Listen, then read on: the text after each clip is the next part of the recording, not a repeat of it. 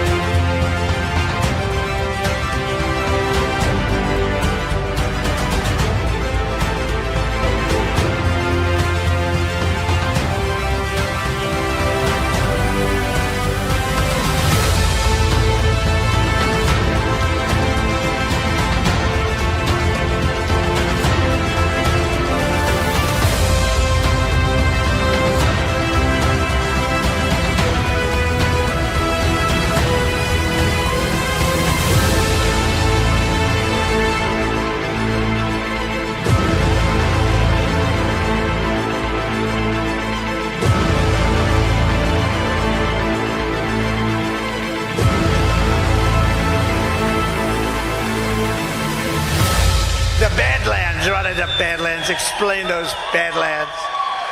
That's a hell of a name.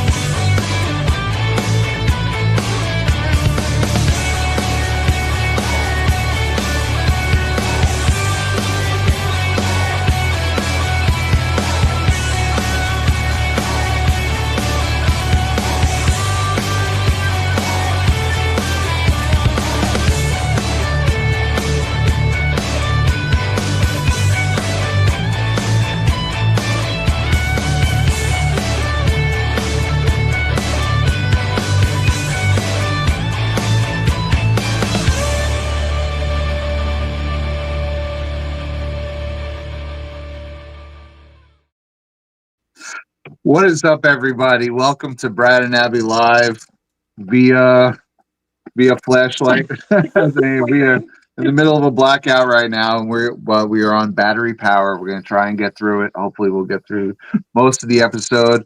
We are here with the one and only Adrian from Rise Attire, and one of his hats, if you can barely see it on right now. And you have just released what I would say.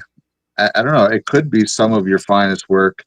Do you want to Darkness by Design Part 2, and Part 1 was amazing. That was your Balenciaga dig.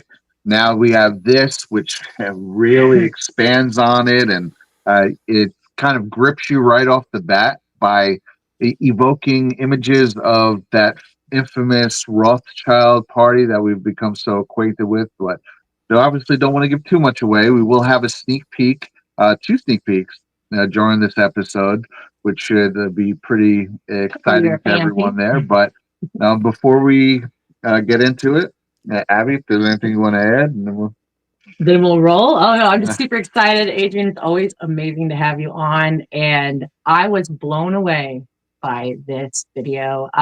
Love the art. Just all of your guys' content is always super artistic, and that really is what brings people in. And amazing content too, like a dig plus a groundbreaking visual. It's such an experience. I love it. So yeah, super excited to have you on. Yeah, thank you so much for having me, you guys. It's really a blessing to have friends like you that will open your platform up to creators like myself and Adam Riva and everyone else that you share your space with so generously to be able to promote what we're doing, because it's all towards the same cause. It's the Great Awakening. It's the Golden Age. And that's what it's all about. And I love you guys. So it's great to be here vibing with you, Yeah. vibing in the Absolutely. dark. Yeah, dark to light, right? Friggin' so I have this is on dauntlessdialogue.com.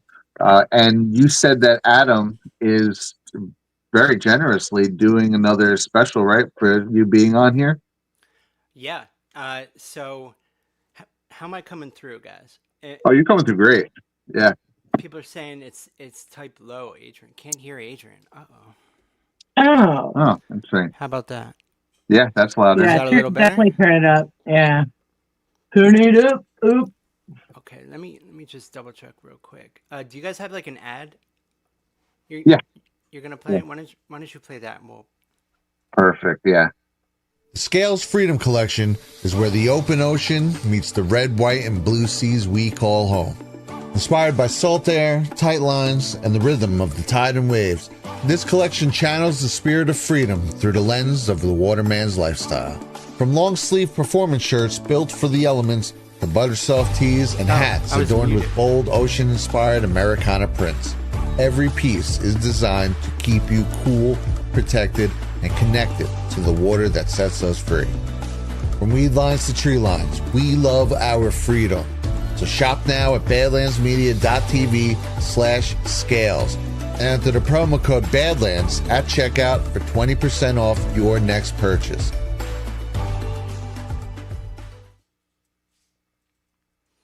Boom. Okay, so I think I was muted. Well, you were auto muted for the commercial, but you do sound louder. And I think maybe we're yelling because we have a phone here. So it's like we're like the old people at the drive through. Yeah. Like, what is this technology? I'll take a number 5. Check. But Yeah, well, I should be coming through. I mean, I see my levels. oh yeah, So- you are fine, dude. I hear you fine. You were your same level as that commercial. But yeah, dude, if you want to tell everyone quick before we get into it, the Dauntless Dialogue deal, because there is a link in the description to watch both Darkness by Yeah. Design 1 and 2, and then also subscription. I've subscribed to Dauntless Dialogue for months now, and I got to tell you, there is an endless supply of awesomeness on there. It is one of the best subscriptions I've ever gotten. Awesome. Yeah. Well, it really is worth it, and it's even more worth it with this deal. So Adam put the coupon code together. It's Brad and Abbey, one word, all caps. It might not be cap sensitive, so but just in case, all caps, Brad and Abbey, and that gets you 50% off.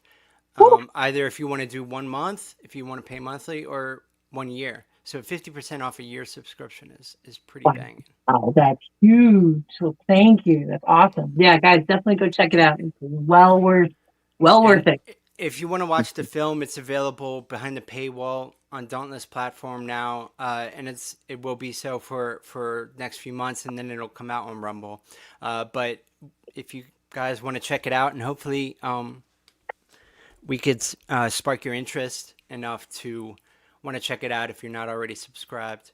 But it's really an important piece, and I think it's going to do a lot for the cause of destroying these people in the entertainment industry that are just total occult Satanists and just very, very bad people who are poisoning the minds of society in so many ways. Yeah. I always think about that, like when I got red pilled, right? I went straight down into some really dark rabbit holes. A lot of stuff you guys cover in these videos. And it's like, how do you tell the regular folks about this? How do you even get from here to there? And that's the one thing I love about your guys' videos is they allow the viewer to watch. Like I said, they're, as far as video style, you guys have just nailed it. It's beautiful as far as colorful, this and that, and it really just gets you in that zone to understand what you are learning about. It's like a great educational film as well. But yeah, I think you guys do a really good job at going into the darkness, but in a way to expose it. I love how you also started out with a prayer, because I remember I told my parents a long time ago about these things, and they're like, well, as a Christian, we don't look into this stuff. It's dark, whatever. But it's like, well, but if you don't look into something like that, then it's going to slowly seep into the other worlds around you. You have to put up that wall, at least, to recognize what these things are. And just love how you guys kind of go through that and all of those, many of your episodes and series. Well, that's how things have gotten this bad, is that people didn't want to look into it or didn't know to look into it. So my goal as a filmmaker is to create something that can, pull you in and take you for a journey that allows room for the kind of understanding that's necessary to fully grasp this sort of thing. So it goes in stages, and it works very much like a film that has like a natural arc to it, Yeah. and Yeah. this one I wanted to allow room to breathe in certain important spots, and I feel like I was able to achieve that really well this time.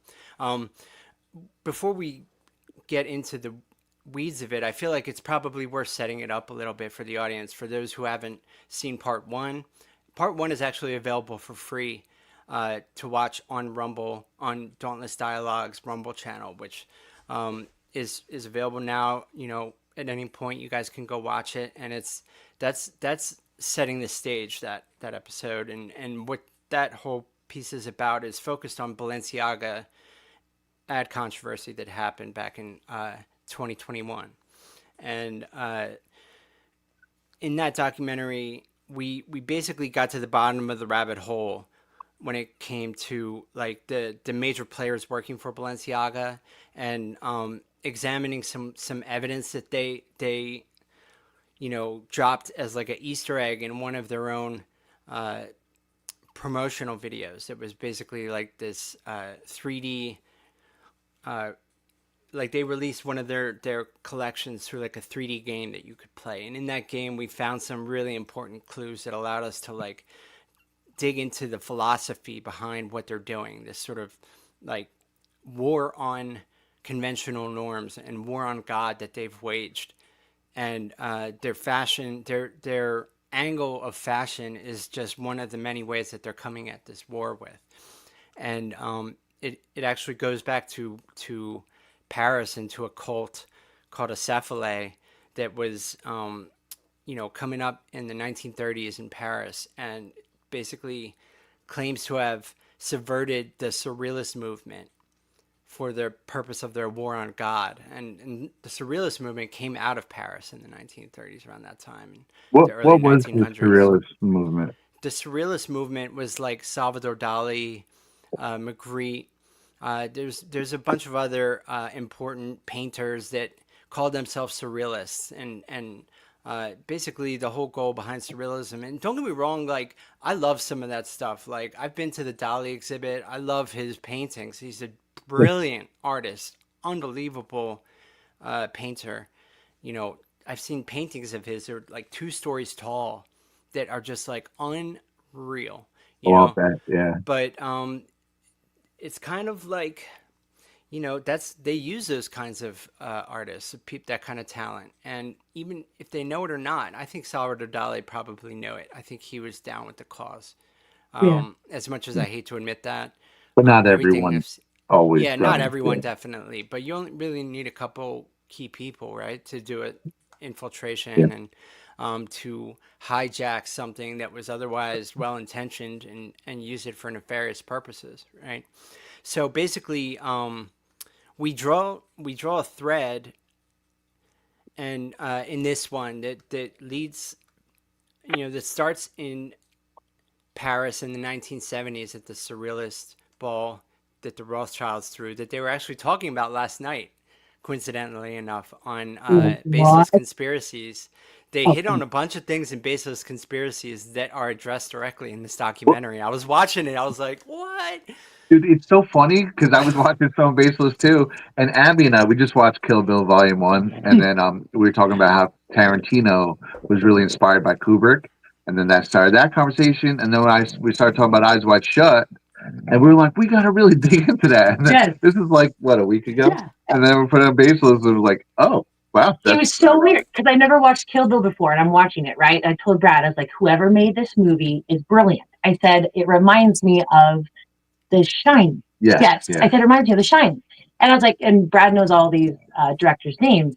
And I go, well, I wonder if this guy was ever inspired by that guy. Turns out there's quotes of him saying that he was his main inspiration and that The Shining was his number one. Yeah. So isn't that wild? Did you notice Tarantino on the Joe Rogan podcast simping for the cabal narrative? Like, no, throwing his little fact check in there. He was like, well, you know, they finished his film. He was like, well, yeah, that's what the party line says, but they finished it all right. Yeah, they did a number on it. Yeah, they finished him. Okay. 20, yeah. What they failed to mention last night that I was like yelling at Red Pill. I was like, dude, you got to mention this. Is that it was in Kubrick's contract that he had complete creative control over all his films. He had absolute 100% creative control in the final say. So for them to have changed Eyes Wide Shut, he would have had to have been dead. Wow. And the other weird thing about that was I've never watched Eyes Wide Shut either, and so that's like the next thing me and Brad need to watch. And it has Nicole Kidman in it, and I told Brad because I've done a lot of research into SRA, her father's ritual a abuse. lizard person for sure. Okay, so you totally know then. So Fiona Barnett, like she's a whistleblower of satanic ritual abuse. Yes. He literally says that Nicole Kidman and her father, who was the head of the coven there, they were doing it at Sydney University in Australia, I guess. But she literally lays out a sacrifice scenario, and we'll not go into description; it's too much to say. But yeah, so I remember going, "Oh my gosh, this is all connected. Wide Shut. She's an actor in Hollywood, and it's just it's nuts." Yeah, I actually friends that thought with that either she blew up Kubrick's spot about it in the first place, or maybe she was through him wanted to give a little exposure because it's a weird connection to have with that. Well, I think he chose her intentionally because of that. In the same way that he chose. So where that mansion, like ball was shot, is an actual Rothschild mansion. I don't know if you guys know that. Freaking way! Oh my Yeah, god! they actually use a Rothschild mansion for that, and I'm not sure if all of the shots that take place on the inside were in the mansion, but I know the outside shots were definitely a Rothschild mansion. Wow. And it's another thread that ties into my film, and basically it starts in Paris, and that's where the sort of the belly of the beast is with this stuff, and they have a really, really bad pedophilia problem. And so just to back up a little, it's going to be so easy for us to go off on tangents. So I'm going to try to, rope this in a little. So we ended the first film on, after we got to the bottom of like who was working at Balenciaga that was responsible for this ad and what their philosophy that was driving them really was all about, and just exposed as much as we could as far as the ad campaign went. We sort of left it on the question of, perhaps this warrants a deeper dive into who's responsible for this and why, because it can't just be a matter of a creative director and a stylist. Like these things had to have been signed off on by executives, and you ask yourself, like, what could possibly possess a CEO or an executive to sign off on an ad that would, without a doubt, bring so much heat on them. It caused their stocks to plummet. And, I outlined in this part 2 just how bad it really got, and for them, how much heat it brought on, but yet they did it. So what is driving that? And in this part 2, that took, the pursuit of the answers of those questions took me in very unexpected places. And we expose just going up the ladder, Cedric Carbet, who's the CEO of Balenciaga. Then there's Pinault, who's a multi-billionaire from France. He owns Kering, and Kering is the multinational conglomerate that owns Balenciaga, and also owns brands like Gucci and Yves Saint Laurent, YSL. That's another big brand. You know what I mean? Like a lot of rappers talk about YSL. They've been around for a long time. They're one of these design houses that has all this clout in the high fashion industry. But I've exposed Yves Saint Laurent in this as connected directly to known pedophiles, and Yeah. discovered some things that no one in the States knows because it was buried and it was only recently discovered in like court documents. And that's in relation to this author in France who was promoting pedophilia. And he wasn't just like, suspected to be a pedophile. Like he was writing books about it, like Oh, making a case for it, you know? my God. And this guy was like basically connected politically to all of French's elite class, and they all loved him, and they all made excuses for him, and they all were like, "Oh, he's just an artist." And you You said know, he was getting stipends, right? yeah, he was getting government stipends, and he was getting political protection and legal protection, and he was allowed to just be the worst kind of serial abuser, kind of on the level of Jimmy Savile, Oh, but God. more overt, because at least Jimmy Savile was disguising who he was, right? He wasn't like writing books about what he was into. This Right. guy was, and he was allowed to get away with it for decades. And actually, there's been whistleblowers that came out against him, and that's when things sort of the shit hit the fan. And Well, the yeah, one was just recent, you said, right? The Francesca G, or yeah, Francesca G, who's one of the whistleblowers, well, not a whistleblower, she's a victim of his, and yeah, was the subject of one of his books. So there's no question of the legitimacy of her claims. God. And I actually got in touch with her. their arrogance will be their downfall. This is what a lot of them now, why a lot of them have been buried these last 10 years, because they were so arrogant about it and they were so confident that it was just completely covered up, that there's paper Well, trail it for was. tons They of it. had it sewed up, but that time's over. Yep. Amen. Oh yeah, amen. And that's I want to sort of put a nail in the a stake in the coffin for these people with this film, and I feel like I was able to do that. I hope that you guys took from it a positive message, and Yeah. that it was something that made you feel hopeful as opposed to despair, because that's what I really wanted to avoid. Is when you're dealing with subject matter this dark, it can be overwhelming. It can overwhelm your spirit, and you got to have your spiritual armor on. Mhm. If anyone in the audience has seen part one, you understand how dark it is, but through the kind of stylistic way that I film and edit, or not film. I'm not filming, but I'm editing, and I'm creating footage. Yeah. And I co-wrote the script as well. Shout out to Ryan Delarme, who helped me write this piece as well as part one. Woo-hoo. He did an awesome job. Love Ryan. Yeah, And excellent researcher and writer. yeah, Absolutely. man, Yeah. he played an important role in this, helping me dig this stuff up. It's not easy digging into this stuff, I'll tell you Yeah. guys. Yeah.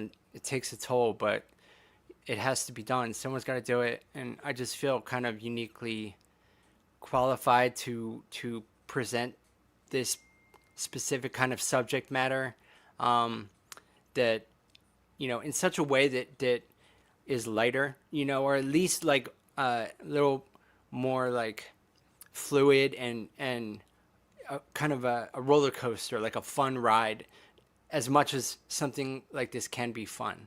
I say that term very loosely, for lack of a better term, but the idea is to balance out the dark stuff with important fact points that point to a very real, direction that we're heading, which is these people being exposed, these people not having the kind of sway on the public mind that they used to, being unpopular in so many ways, not having the advantage of being able to hoodwink people and brainwash people anymore that they relied so heavily on. And it's just time's up for them. And this is what it looks like. And I show you all the hard evidence that supports that very real aspect of this, that a lot of people don't focus too much on. They're just, research, like people who are making content about this sort of subject matter. They're just blackpilling, really, like the Greg Reeses of the world. Like, they're just like bombarding you with all this darkness, and you end up feeling despair, but at the very end in particular of this film, I show all of the new trends that are in response to all this darkness, the natural progression that things have gone, that is happening organically. And when things are happening organically, that's when they're going to last. That's when they're going to have real authenticity. And, Burning Bright said it best, that authenticity is the currency of the future. And that's what is at the heart of the response and the new trends in hip-hop music and fashion and film and art. But music is something I spent a good amount of time on, just showing some of these like hip-hop artists that are so unexpected, that are just making like the dopest music about God, that you're like, wow, this is so great. I love it. I love to see it getting millions of views too. Yeah, I really enjoyed the end part of the film. It was just like, yeah. But yeah, you did such a great job. And so you do most of the assembling of the film and everything. Oh yeah. I did it all. Yeah. So it's visually beautiful. It really is. I love the thread. I'm a big through line type guy. It has to tell a story at beginning and end, beginning, middle, and end. And this definitely does. I will also point out the fact that, as you know, these are topics that I've been delving into for a long time myself, and there's a good 30 to 40% of this that I had never heard of before. So that goes a lot, or maybe like I knew the surface level of some of these things, but to get actual details and a further dig on some of them, and then plus some names that I'd never heard of before, it really fascinating. I think people are going to love it. Do you want to set up and play maybe this first clip, this sneak peek Sure. for everyone? Yeah, I think it's a good time for that. So this is basically the introduction of the film, that is after the prayer, because I wanted to start with a prayer. I didn't first come up with that idea. It was after I was like started making it, and I just felt like I needed to do that, just because I believe in the power of that very strongly, especially after the research I did and with making vibes. I'm a huge proponent of the inherent kind of magic behind words and intention and prayer, especially. I think it works in mysterious ways that we're not even fully aware of. So, putting that at the very beginning and setting the intention to destroy these people, destroy what they've done, and also to let no kind of whatever dark energy is laced in the footage that I showed, because I'm showing stuff that probably I wouldn't want to show without doing something to counteract whatever they've done to it, because we're dealing with dark occultists. You know what I mean? These people literally put hexes on masters of albums to, whatever kind of cyber like alchemy. They're doing digital alchemy that can put all kinds of weird stuff through the airwaves or through the monitor. That stuff. Just I want to cancel that out as much as I can and set the intention right. So after I did that, this is where it picks up. It's the very beginning, and it goes through the title sequence, and then where it stops is right when we start the the journey at the Rothschilds surrealist ball. So Perfect. People were screaming help, trying to tell Travis Scott. They was like help. The whole crowd was just going like help, help, help. And he just kept going, bro. It was like, that was scary, bro. It was so demonic, bro. You know, like, I've been so heavily influenced by Travis, but like, after tonight, bro, like, God really showed me, like, you know, like, stay away from that shit, bro. Like, that's not for you, because, like, he sacrificed so many people's lives tonight, like, for real. Like, so many people's lives are gone tonight because they want to go to a Travis Scott concert and have fun. You know, he influenced people to be raging and all this. So many people broke in, and it was just chaos, bro. It was a living fucking hell, bro. when Demna Gvasalia and Lada Volkova were put under the microscope in the wake of the now famous Balenciaga ad scandal, the greater public caught yet another whiff of something sinister but unexplored. Despite the intrigue and disturbing nature of the scandal, conclusions about what it all meant were still largely speculative, with very little in the way of substance or clarity offered beyond the unsettling nature of the ads themselves.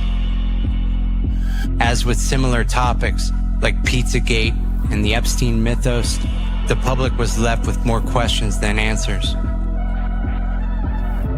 We're in the late stage of an era where the grotesque has been propped up as beautiful, and debauchery and apathy are encouraged and celebrated. Behind it all is a creeping ideology that spread its influence in the mass mind. It is self-organizing, seeks positions of power, and makes its home at the nexus where industry, finance, art, entertainment, and even fashion converge. It is by every measure dangerous and subversive, with palpable real-life consequences that can be measured not just in cultural degradation, but in blood. There is hope, however, because as the casualties of these consequences continue to pile up, those who've been lulled to sleep by their spell are forced to wake and confront it. Now, in 2025, we find ourselves on the verge of an inflection point, helped along by the efforts of those in the info war. But in order to truly heal and evolve, important questions must continue to be answered. Like who is responsible for this? And why? It's up for all of them. It don't matter if you Diddy or whoever you is. All lies will be exposed. That's all. The truth is the light.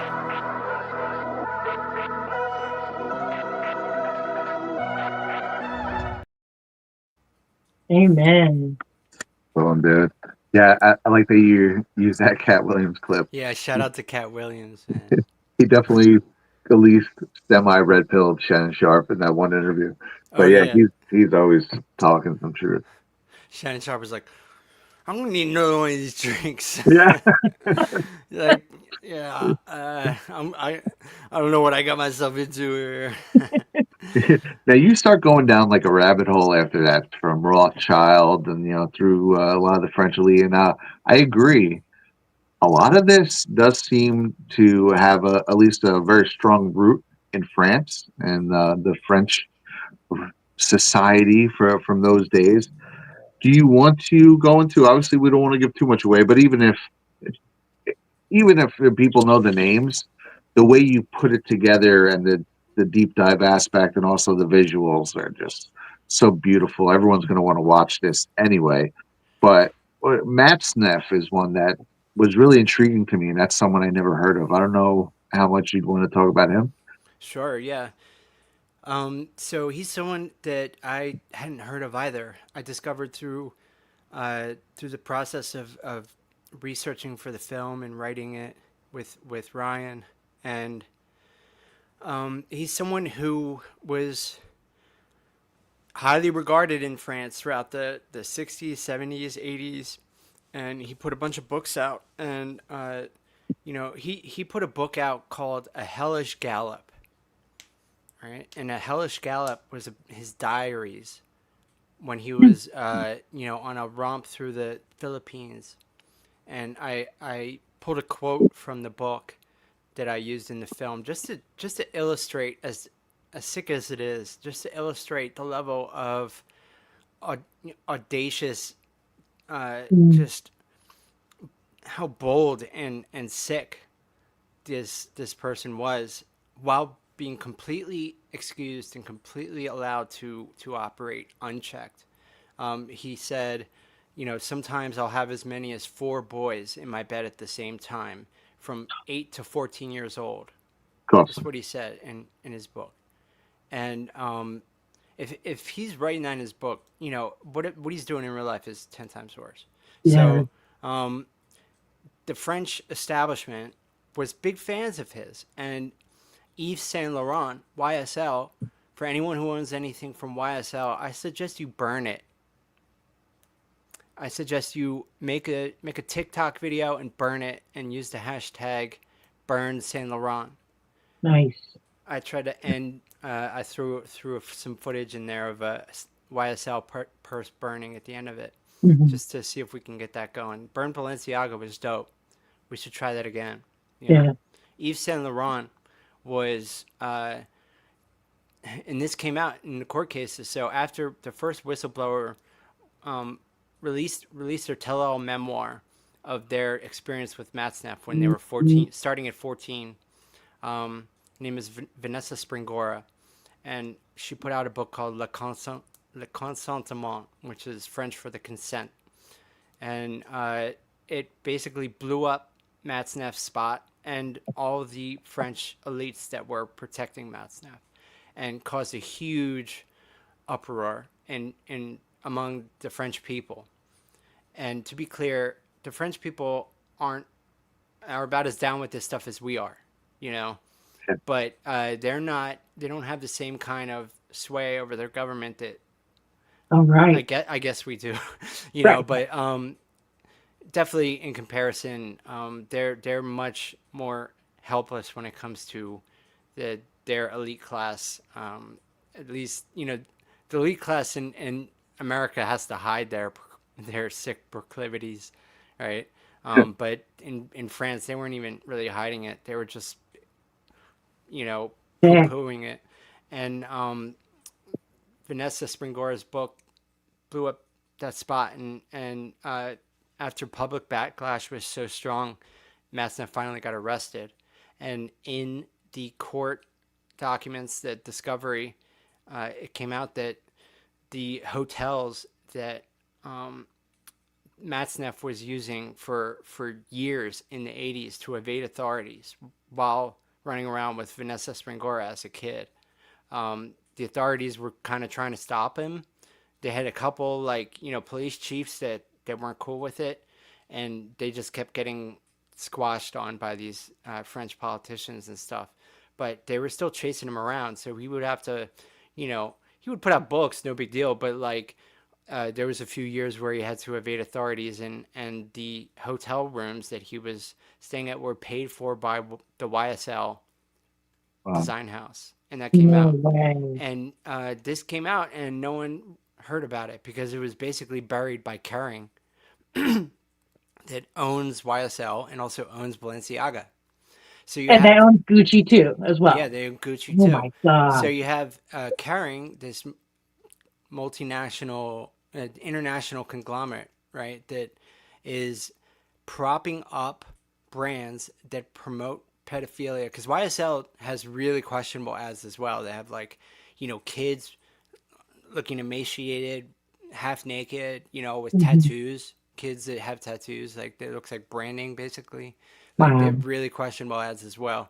So, and you have the heads of these brands, it wasn't just Yves Saint Laurent himself. It was Yves Saint Laurent's partner was a huge friend of Matzneff, an advocate for him, and was the one who got him his government stipend. And so it just got crazier and crazier as I was digging into this. And I had a huge revelation one day when I discovered this other whistleblower that came out after Vanessa Springora did, named Francesca G. And she could not find a publisher that was willing to publish her book, so she Oh, self-published it. And her wow. book is crazy. Yeah. Without giving too much away, what I will say is, because I want you guys to watch this, I want you guys to share it, most importantly, because the more people watch this, the more awakenings to this important aspect of what's behind all of this degeneration of culture can be had and offset. So just caveating this with that. But Francesca, in her book, was able, she in her firsthand experience, and like I said, with her, there's no question of the validity of her claims, because Matzneff wrote a book about his relationship with her and had her Dang. picture on the cover, this weird picture where she's like half her as a young girl and half a doll. Ew. It was really So like a gross. transition that he was, oh man, I can only imagine. But Francesca G grew up to be an investigative journalist. Okay, so he picked the wrong one with her, because she's on a mission, still is. Okay, and I got in touch with Francesca after researching this stuff, and I've been in touch with Francesca, and she helped me compile information for this documentary. Yes. And so she's an amazing person and very brave at very great personal risk. She has exposed that Matzneff is in bed with intelligence, in particular, a certain intelligence agency that starts with the letter M that many of you are familiar with. Boys, Okay. hey, shut it down, go. Yeah. All right. And her father, yeah. I just want to like give it all away, and I know, you know, it's so hard, Yeah, right? no, don't give it away. You guys gotta watch it. It's literally amazing. Yeah, it's So so amazing. good. It's so good. so when you get to the 40,000 foot view of all this, it becomes abundantly clear that this is part of an intelligence operation, and that intelligence operation serves multiple purposes, right? There's the obvious sort of surface level, which is, blackmail and just the kind of control that they want to have over key players, right? And but ultimately, what that control is for, especially with people like Matzneff, and I'm pretty convinced at this point. I don't have proof of this, but just based on everything that I've learned and the kind of power that someone like Francois Pignot has, the owner of Caring, the CEO, and is that he's connected to intelligence as well. I don't make that claim in the film, but I'm just telling you guys that's my opinion. So basically, the code. I'm sorry. I see Mrs. Rise Attire, my beautiful wife, in the chat saying the coupon code again for people is Brad and an Abbey, one word, or 3 words, but no space. Shout out, Maximum. Thank you. Yeah, what up, Max? So and that gets you 50% off the first month or the first year, depending on if you want to go monthly or yearly. So the purpose of the controlling people is basically to enact this agenda, which is to normalize pedophilia, and basically, the whole glamorization of child abuse thing that these brands are engaged in, trying to make child abuse fashionable or something, like, incorporating that into ads and, making models look like they have black eyes and stuff. Like, this is all part of this it's mind control, but it's also it's population control, because if you can get a population to accept pedophilia and to normalize pedophilia, or at least to normalize the glamorization of it, it doesn't, not everyone has to be a pedophile for pedophilia to be normalized. It's just people don't need to be outraged by it. Right. That's normalization. And that's what they're going for. Because if you can get a society to accept pedophilia, then they'll accept anything. There's nothing they won't accept. That's the line. That's the Sodom and Gomorrah, you know, bring in the floods. It's time to Yeah. start over.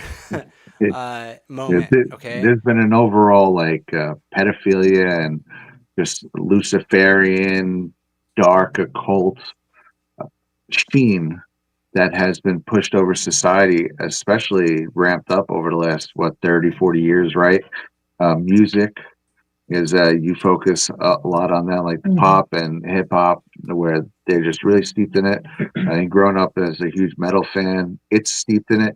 Seems a little different in metal because they almost make it cartoonish. It's less real, but it's still there. Well, it And started with metal. yeah, So that's exactly. the thing. Yeah, It started that's through metal. That's the acceptance. Yeah. What's actually started with blues, if we're being No honest. way. It started Yeah. with blues, you know. It's Robert Johnson. yeah, So, Robert, what's his name? Johnson. Yeah, Robert Johnson, you know, Yeah. and talking about the devil and, you know, just sort of in a light way, you know, and then kind of the Beatles were dabbling in it and not dabbling in it. Beatles were definitely dark occultists, like Crowleyites for Yeah. sure, Yeah. guys. I hate to break it to our Beatles fans in the audience, but yeah, they're one of them. But so it started with metal, and they accomplished a lot with that. You know, they normalized a lot of this dark occult stuff through metal. But like you said, it sort of got cartoonish, and people weren't taking it as seriously because a lot of the metal guys, I don't think really believed it. They weren't true believers. You That's know, Say all the time. yeah. That's the gist that I've always gotten. Yeah. yeah. But Yeah. you know, it's jumped ship from metal to hip hop. He really does look like that. What's that? I bet she really does listen. But yeah, dude, it's Yeah. definitely gone to hip hop. I don't watch too much hip hop, so I don't see it in real time. But then every now and then, someone's like, "Look at this video," and then you'll start spidering off, and it's all over the place, It's dude. gotten so bad, dude. I mean, you know, you thought Marilyn Manson was bad. Marilyn Manson is like tame compared to some of these new rappers. And I grew up on hip hop. I used to produce hip hop music. Yeah. So I've got a soft, special place in my heart for it. But there's good hip hop and there's bad hip hop. Yeah. I know not everyone likes hip hop. That's fine. But if you underestimate the influence that hip hop has on society, you're gonna miss the mark on the culture war. Oh yeah. And Well, I mean, it's arguably the most influential music there's been for a while now. yeah, And I think that's why they have main control on it. The one thing I remember finding out when I, discovering all this is, oh, it's just art, Abby. Oh, that's just art, right? And it'd be like somebody being sacrificed in a music video, but oh, that's just art. And I think that's the normalized Oh yeah, word. like those brothers that you show in there. Yeah. I won't say my their name, but gosh. that's despicable, Oh, dude. I've never seen that. Jake and Dinos Chapman. Yeah, so Yeah. that's another example of Pignalt promoting pedophilia through art. So the Chapman brothers are these two guys who make some of the worst art you've ever seen, and they make life-size sculptures, and these sculptures will sell to like these Podesta types. Like John Podesta buys the Chapman brothers art basically. Yeah. And Pignalt owns Christie's auction house, which is based in New York, in Tokyo, in Paris, in all the major cities, right? And Christie's auction house, owned by Pignalt, featuring the Chapman brothers, not just selling their auctioning off their work, but featuring them on their website and propping them up, elevating. Because if you get featured by Christie's, it's like you're automatically in, right? You start selling your art for millions of dollars, and you're a millionaire, and you can write your own paycheck basically. And these people make the worst art you've ever seen. Stuff I wouldn't even want to show. Yeah. I was blown away when I saw that. I thought, how is But this it needs to even be seen. I'm possible? sorry. It needs to be Yes, no, but seen. it does. I agree. I agree exactly with that. You know, in order to show the truth, you need to expose it. It reminds me of a Bible verse. I can't remember where it's from, but it says, "Have nothing to do with the deeds of evil, but expose it." I Yeah. love it. So, in order to expose something, you obviously have to show it, right? That's the only Yeah. way for people to wake up. And yeah, but back to the Especially brothers, people I who are couldn't being believe it. influenced by this stuff. That's the main thing for me, because one of the main goals behind this film, I wanted to make something that can get through to young people who are under the influence of this stuff. So if you have a kid who's like listening to a little too much Lil Uzi or Juice World or something, like, why don't you play him this documentary? Hmm. Be like, hey, check this out. Right. He Yeah. might, he might realize, like, oh my God, this is horrific. These people that I'm idolizing are not worthy of my praise. And Yeah. He's got to listen to good Christian music like Slayer. I'll tell a yeah, quick story because you talk about kind of people. Well, what would you said something in the thing about people bringing these things, even like physical, like wearing them on their selves, since a lot of them are through clothing lines, but even just bringing this sort of energy into their lives and not being as cautious about that, Mhm. right? I well, think it's that's a easy point to. you made. Yeah, it's easy to do that, Yeah. and that's part of the trick. Yep. So exactly. So that spawned me thinking about this story about a Slayer banner, and I was working at Burger King. I was about 19 years old, and there was this older metalhead dude. We used to talk Slayer and metal all the time, and he was like, "Man, I have this Slayer full Slayer banner for your door." He goes, I'm just gonna throw it out unless you want it. I know you like Slayer. I was like, yeah, man, I'll take that, right? He was like, I think it's cursed, bro. Ever since I hung it up, bad things have been happening to me. So I laughed, right? I'm like, yeah, it's cursed, Juan. Bring it in. And he gives it to me. I put it on my wall, right? I had my wall for years. And I kid you not, I got arrested for dealing weed. My whole life, friggin', just totally thrown through the ringer. My brother left for the Marines. My best friend, he moved to South Jersey. I was like alone, in debt, on probation. And I say in debt because, when you don't rat on people, they make you feel it. So it was like my whole life was in the dumpster. And I remember just having this thought about a couple years into this and like looking at that banner and being like, oh my God, is this thing cursed? And I burnt it. Oh I yeah, burnt that bro. banner. That was the Slayer banner. And I still like Slayer after that, but I was just like, that was a physical artifact that something was with it. And yeah, Well, to tack on to that too, when I was growing up, yeah, in a Christian household, my parents were based early on. They didn't even know it. So, like, there were certain things where, let's say, I don't know, somebody had like this voodoo mask or something, and they're like, well, it probably wouldn't be good to have in your home because you don't know what is attached to it, what kind of intentions or maybe even bad spirits and things. I remember as a young kid going, oh, we need to be careful what we bring in our house or what picture we see every time we walk down the hall, right? yeah. Because these things are getting embedded in your mind. We have no idea. So clean your house. And they also, I think a lot of them have negative energy. Attached. I think they put spells, they spell cast onto these on albums and different stuff. I think it was very real. John Todd used to talk about that in the music industry when he yeah, was an ex-executive. When he got out, he was like, they actually will take the master cut of the record into another room and cast spells onto it. yep. No flipping And I way. think like the second part of the documentary, it starts with Marina, talking, because the Yeah. theme of the documentary is the high priest of culture. So that's the name of part two, and basically what that is a reference to is those in key positions who are pulling the strings of those who are, you know, are they're pulling the strings of artists, they're pulling the strings of creative directors, they're pulling the strings of stylists and people who are making the kinds of creative decisions that are putting out the kind of art that's swaying people. And it doesn't even have to be promotion of pedophilia, but this art that's, in music in particular, that's like totally rooted in occultist, Crowleyite sort of philosophy.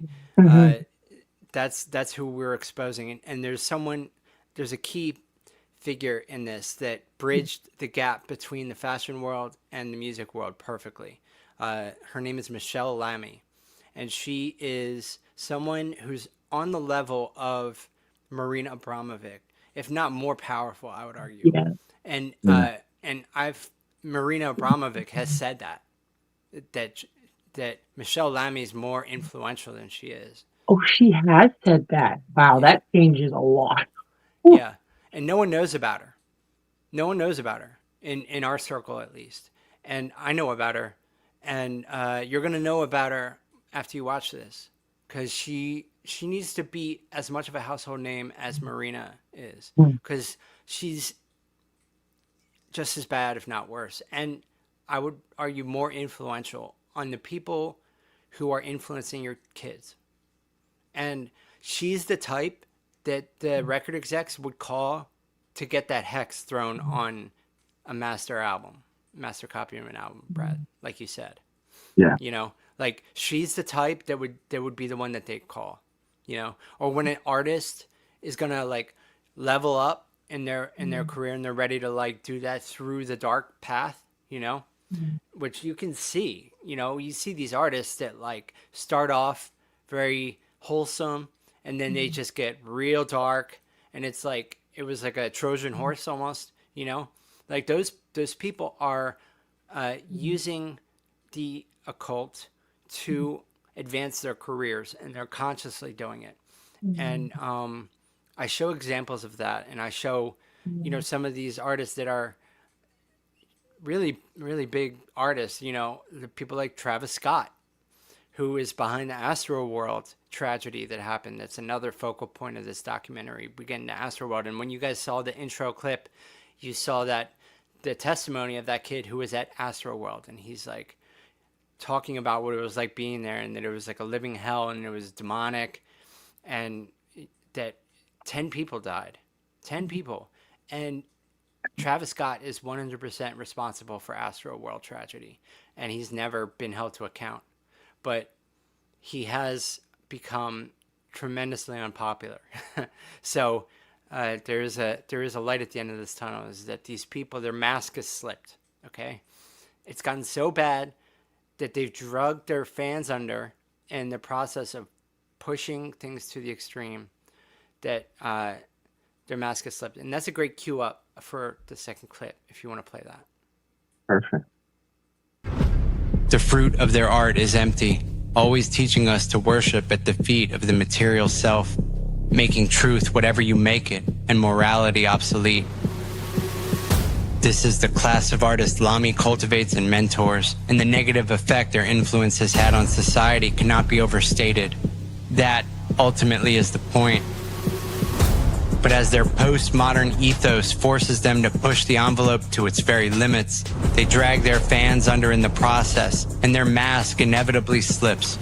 And with their mask fully off, the sheer horror of their true face is enough to wake up and scare off everyone who couldn't see it before, unless they themselves are equally as ugly inside. What was once whispered in chateau and green rooms is now shouted in comment sections, dinner tables, and city streets. The high priest counted on apathy and ignorance. Instead, they've inspired a generation to laugh at their rituals and dig into their crimes. Every failed box office debut, every plummeting stock, every deleted campaign is not a loss for them alone.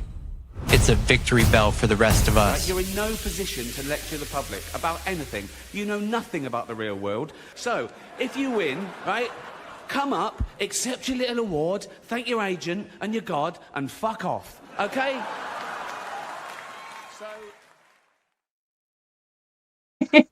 Dude, and that's the part of the documentary where it starts really ramping up. That's a perfect clip out. Yeah, that's when I take it in the final direction, and I start showing you the answer, the answer to all this darkness that is actualizing itself in real time, and is just a sight to behold. It really is. Well, I like well, you said this in the beginning, how you start with the prayer, but then you also show kind of, the light to turn around towards the back too, because how you're saying you don't want to be a black belt. But I would argue that in general, just the exposure of this, even though it is staring into the abyss, and that's some of the worst stuff in human history, can be just a depressing in general. It should also be encouraging because it's exciting. It's totally being shown out to the light, and when it's in light, it's getting sanitized and destroyed. So I think just the mere exposure of it is a white pill. Yeah, and understanding, what music are you listening to? What clothes are you wearing? What makeup are you putting on your face every day? Like these things, we might not consider them, but let's say that they were blessed, or I should say, cursed by an evil high priest. You don't want that in your house. Like, so I think it's good to kind of do housekeeping of your physical house, and then also do housekeeping of your, mental house as well. What are we putting in our ears? Because the thing is, when you hear something repetitive, no matter what it is, we're just programmable beings. You will start to believe it. So yeah, and your documentary just blew me away, where you start seeing these names of these very, very famous singers, and then you take your time to find clips where they're pretty much performing like sacred, satanic rituals, but it's a music video, right? Yeah. And it just really opens your eyes. You're like, dear God, that frog in the slow boiling water is what has happened. Because if you would go back in the 50s and you played something like that, they'd be like, holy shit. Their heads would explode. Right. Yeah. Right. But Like these people rely on us not having all of their dirty laundry compiled together in such a compelling way. And that's what I really set out to do with this documentary, is to put all the evidence I could find that connects, that exposes these people, and shows pretty much conclusively who they really are and what they're really about, and just how ugly it is, And when you get a look at it, it loses all of its glamour. It loses all of its spark that it once relied on to compel people and to influence people. And they're losing. And this is why I want you guys to check this out and share it with people, because especially younger people in your life will know these artists that I'm talking about. They'll know of these people, but they won't know about the things that they're going to see in this documentary, and it will wake them up if they're not believing you about something. One of the great things too I love about this is very palatable, right? You could just sit there and you could yell at your buddy in the bar. Well, he just tells you you're crazy, right? And you could just spat a bunch of stuff out, like talking to a wall. Or you could give him something like this that is visually palatable. It's well written. It's well orated. It has a story. You could follow it. This is the exact stuff. This is how they did it with us, right? Yeah. They weren't just someone like trying to teach us stuff. They presented it through movies, and beautifully produced movies and TV shows and music.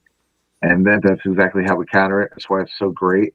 And the link I have in the description box here, it goes to the page with both of them. Woo! Oh, a little blink of the light. Yeah, the light's coming on. Yeah, baby, let's go. We have 2 seconds of power. The link, you can go there, and I know you said you could watch on Rumble, but I think, Adam, it seems like it's also off the paywall there, because I was able to click it before I signed in. And so you could even go there, watch the first one, and then sign up to watch the second one. Yeah, this part 2 is not available on Rumble. Part 1 is, and Yeah, but the link I have is to Dauntless Dialogue landing page for both of yeah, them. yeah, and that's where I would encourage people to go Yeah. and subscribe. It's a great deal, 50% off for a month or for a year.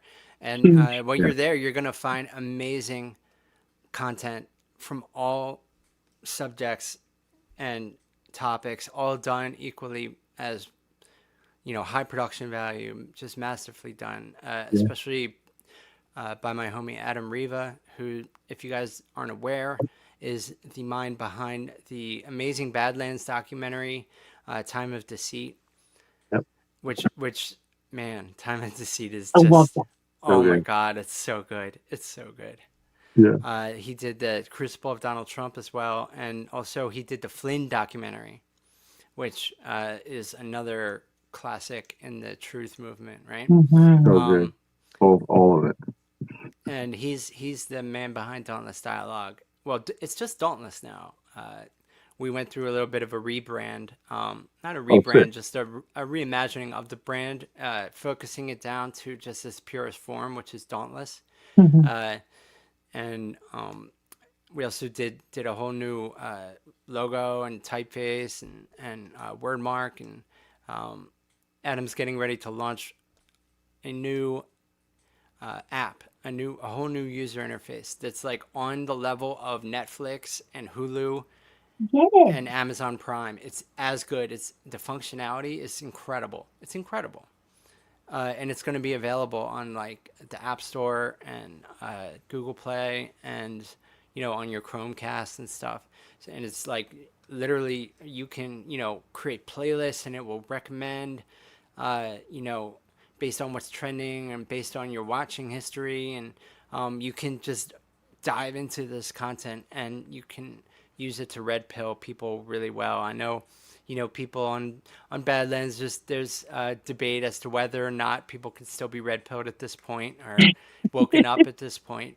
I'm pretty firmly in the camp that it is not too late, that there are still people that we can wake up and benefit from them waking up.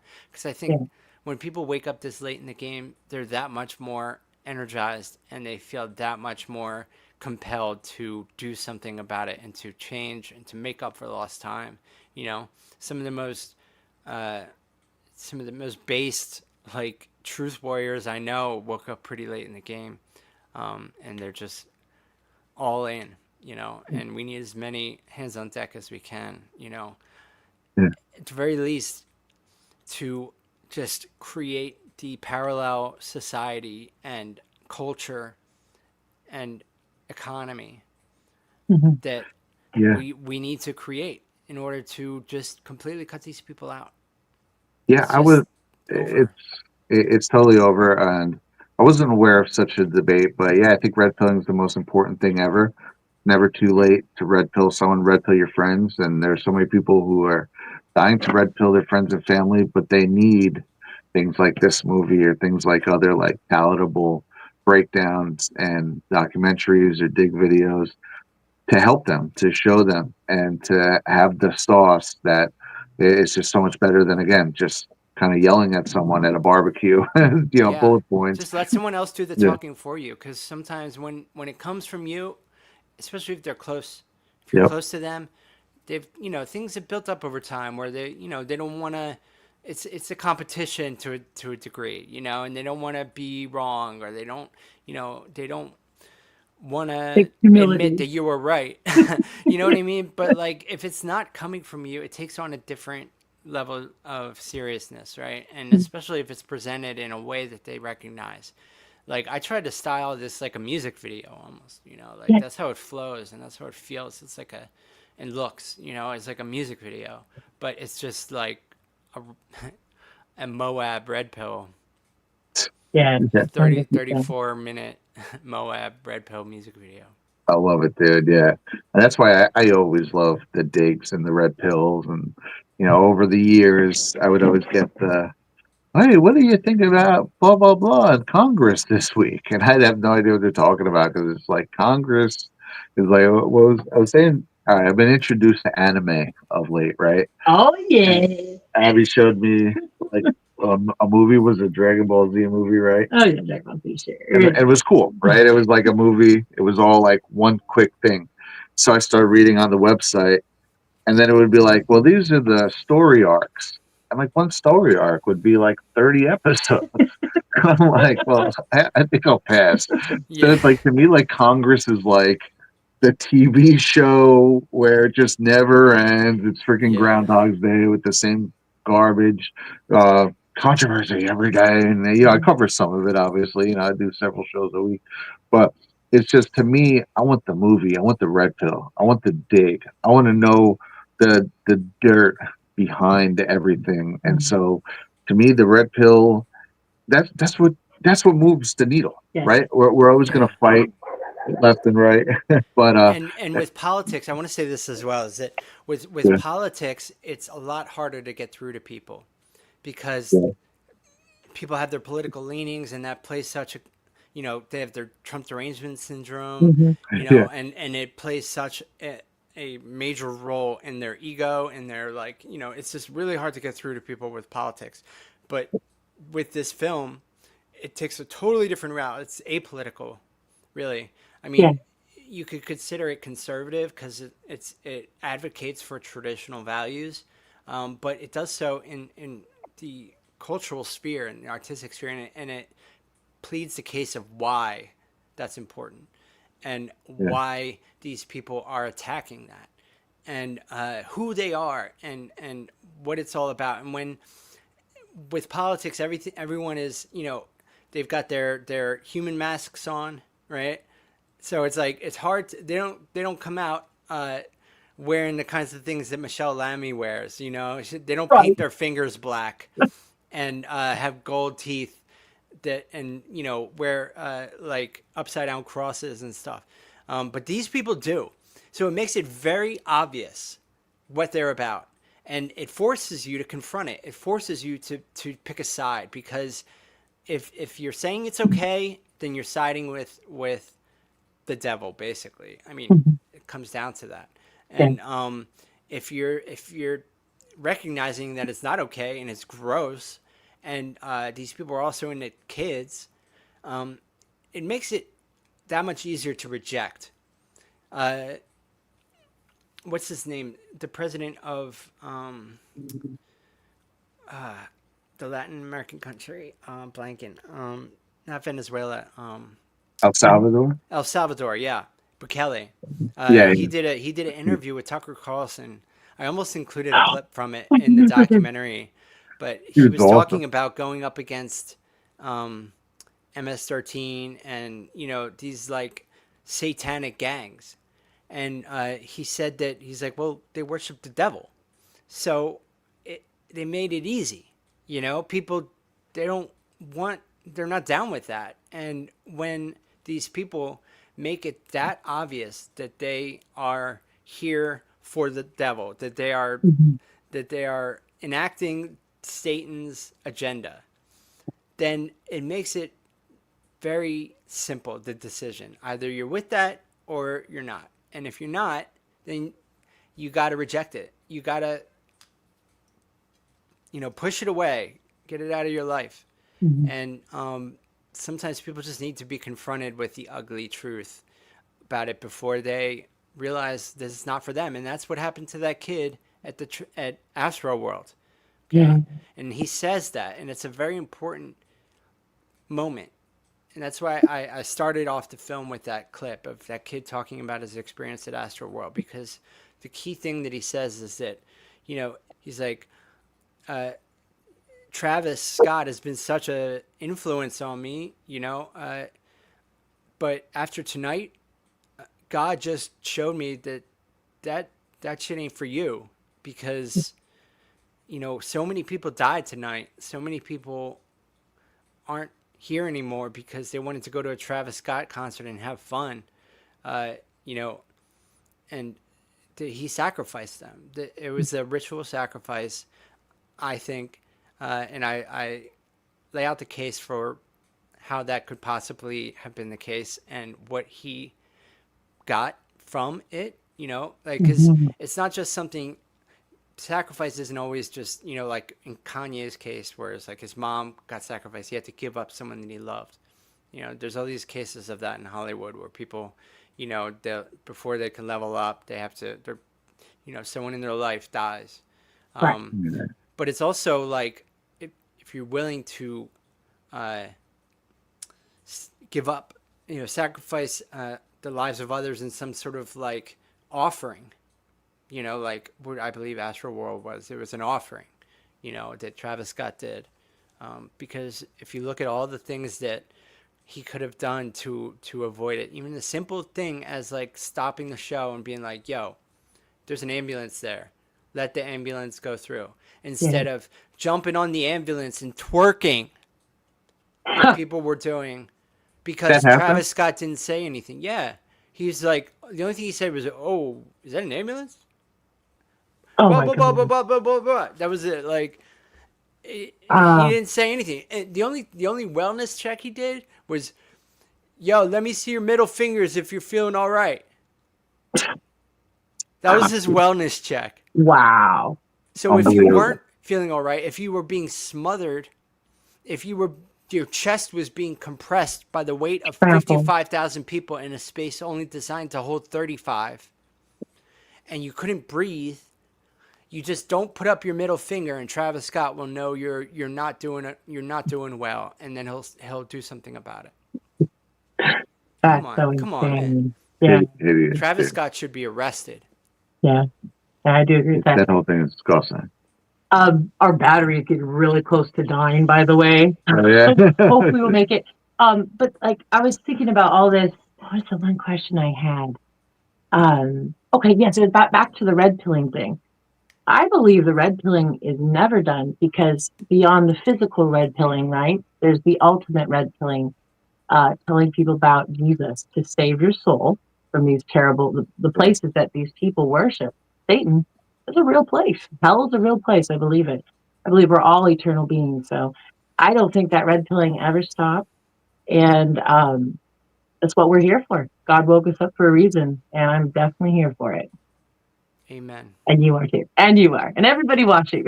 Red Pill Team Unite. Woo! Woo! Let's go. All red pills, everything. Shout out to Red Pill 78. Freaking love it, man. Well, dude, this is we'll start wrapping up here. And again, you guys, I'll put the code in.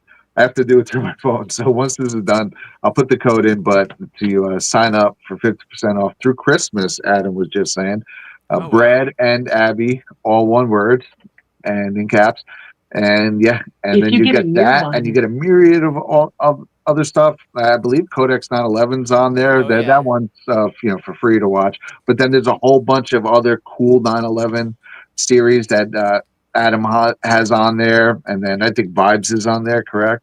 Yeah, Vibes, which is the antidote to all this darkness, in my opinion. Yeah, it's like it's all the stuff that all the positive light stuff that they've kept hidden from us is what we address in Vibes. And, awesome. It's a great journey we're on, and it's a central hub for all kinds of amazing things that will really just make you feel inspired, make you feel shocked, make you feel motivated, make you feel all kinds of feelings, but it's real.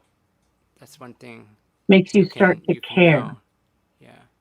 Yeah, and that's very cool. And like Abby and I watched it about half an hour before the show, and we're just absolutely blown away, dude. And I have so many notes here that I didn't even get to because there's a ton packed into this.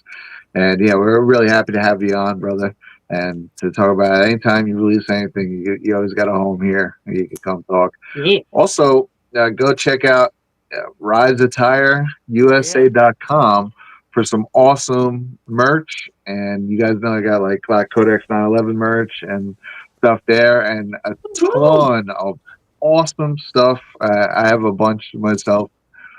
Yeah, that's sick, dude. God wins, baby. I couldn't see it too well from here, but that's freaking awesome.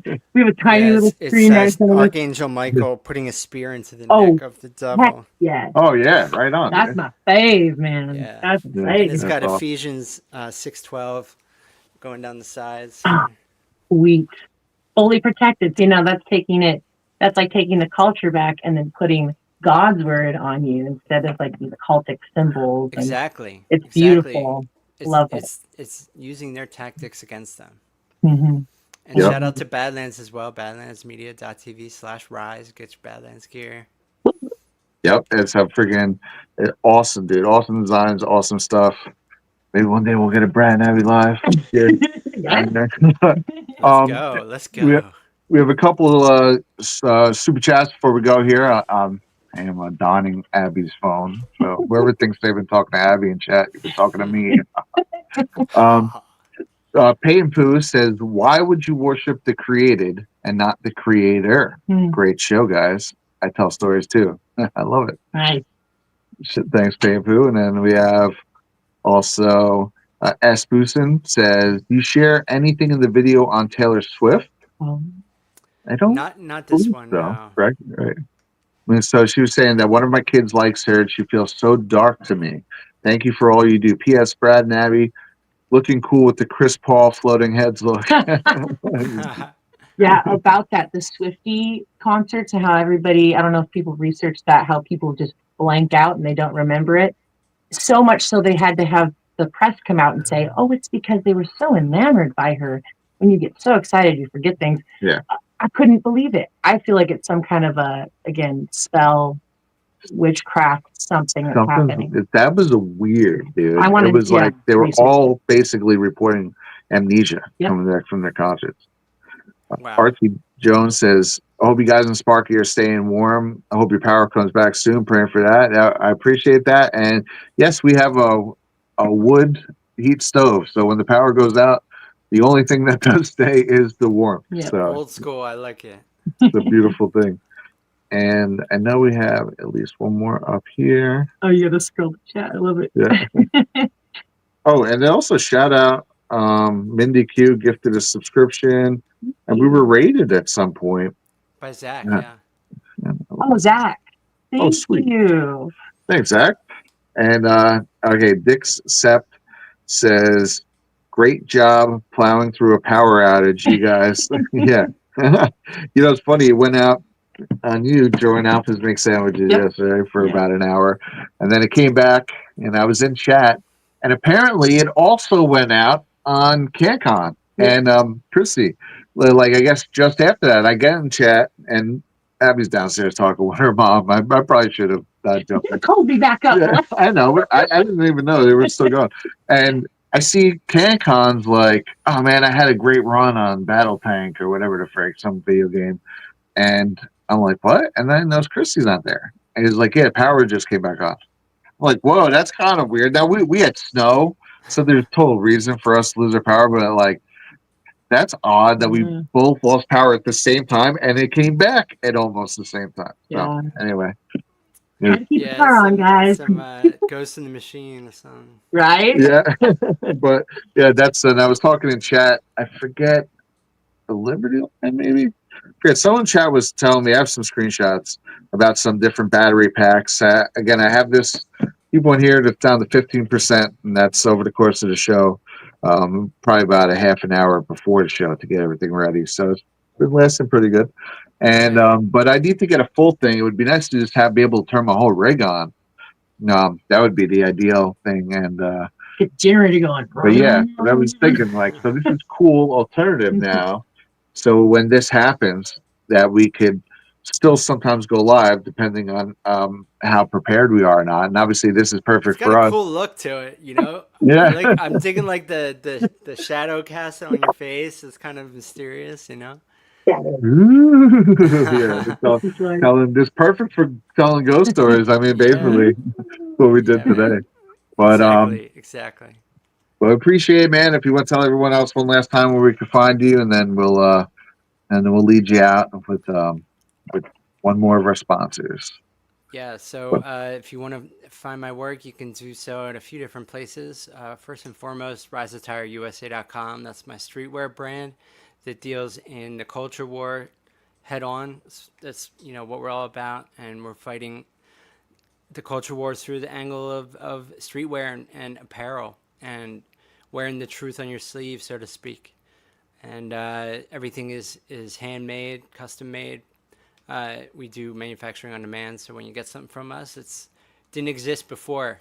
It's made for you, and we ship out everything from Illinois. That's where we manufacture, and it's made in USA. So keep it in the family. And of course, all kinds of awesome content creators we collaborate with that we do merch for. Brad, Badlands, Red Pill, and of course, if you want to check out my film work, it's on dauntlessdialogue.com, and also Dauntless's Rumble channel. This is my third film ever.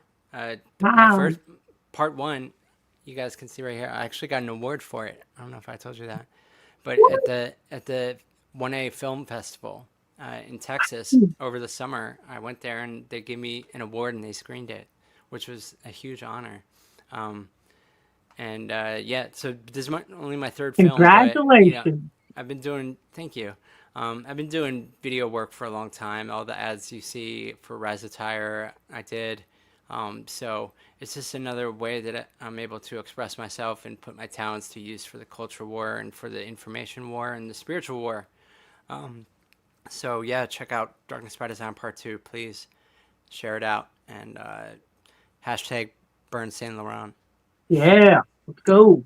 Oh man, yeah. Well, thanks for hanging out again, and thank you guys at home for putting up with us under these unique circumstances. But we, as a whole, will bring light to the world.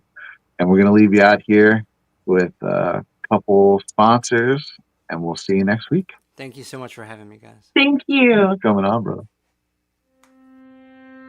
Science proves that a healthy immune system is the body's first defense against the smallest of ailments to the most catastrophic. Coriolis versicolor is the most sought-after, all-natural supplement for both humans and pets to help boost the immune system. There are over 400 studies worldwide on its effectiveness in humans, including Sloan Kettering Cancer Center, MD Anderson Cancer Center, and now from the University of Pennsylvania School of Veterinary Medicine. Together, we can help reverse this terrible tide now plaguing your loved ones and give them the immune-boosting supplements that they need.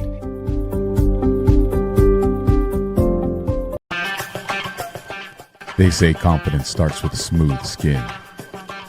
And baby, Soft Disclosure Lotion delivers. I swear by this stuff. Like, I kid you guys not. This is the first lotion I've ever had in my entire life that, like, I don't get ashy after I put it on any part of my body. Like, my hands are always dry, and my hands have not gotten ashy without, like, rinsing them through water and washing them with soap since I started putting Soft Disclosure on. Like, it is Black Man approved. I kid you not. Black Man approved. You heard him. And let's be real. If it can handle his hands, it can handle anything. Feet are like, they get so dry, like the heels of them, it'll just kind of like flake off. Like, but with Soft Disclosure, once you put it on, like it starts to absorb it. Yeah, he went there. Don't worry, we won't show you his feet, but trust us, they're smoother too. Soft Disclosure Lotion is made with aloe, goat's milk, honey, and our exclusive oil blend that actually restores your skin barrier. Visit softdisclosure.com, use code BADLANDS, and get 15% off.